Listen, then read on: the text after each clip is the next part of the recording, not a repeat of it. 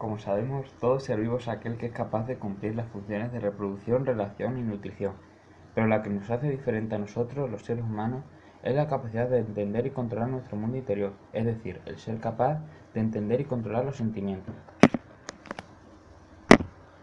Podemos decir así que nuestra capacidad de relacionarnos es por medio del lenguaje, que según Berlo, 1981, página 3, el lenguaje es tan solo uno de los códigos usados para entender y expresar nuestras ideas.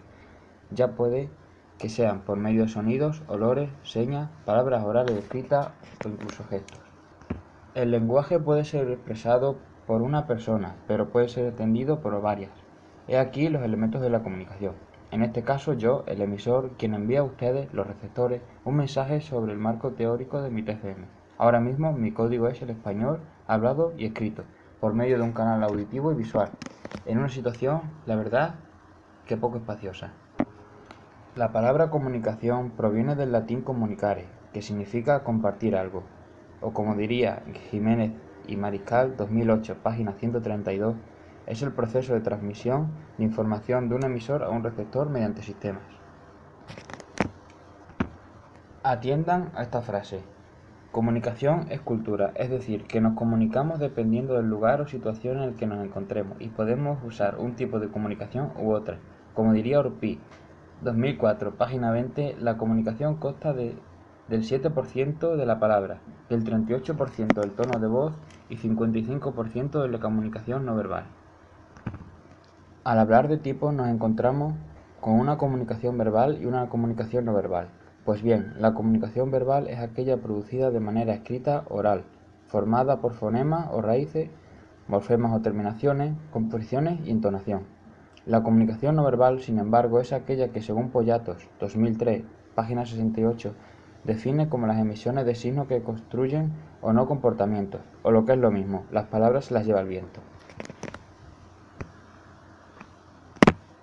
Según Mateos, 1948, página 34, basándose en Cuadrado, 1993, entiende la comunicación no verbal de 5 formas. Proxémica, aquella que tiene que ver con el espacio. Héptica, aquella que tiene que ver con el contacto. Kinésica, aquella que tiene que ver con el movimiento. Oculésica, aquella que tiene que ver por el contacto visual. Facial, aquella que tiene que ver con las expresiones faciales. Por ahora nos vamos a encontrar en la kinesia, o gestos. Para ello, Cestero, 2006, página 63, define el gesto como los movimientos psicomusculares con valor significativo, y pueden ser movimientos directos o movimientos sinestésicos. Los movimientos directos pueden ser visuales, como saludar con la mano o celebrar que has hecho un buen trabajo. Además, los movimientos directos pueden ser también dérmicos o por contacto, como el darse la mano, o incluso cinestésicos, que es por otros agentes, como por ejemplo mirar la hora. Los movimientos sinestésicos pueden ser auditivos, como el aplauso, o visuales, ver una acción desde otro ángulo, véase los gestos de los personajes al ver una película. Además, los gestos tienen 3 categorías, que según Astel, 1991, página 4, los gestos pueden ser instintivos, es decir, improvistos ante un estímulo, codificados, es decir, regidos por un lenguaje, ya sea el de policías, bomberos o marineros, y adquiridos, que son los acompañantes de la comunicación.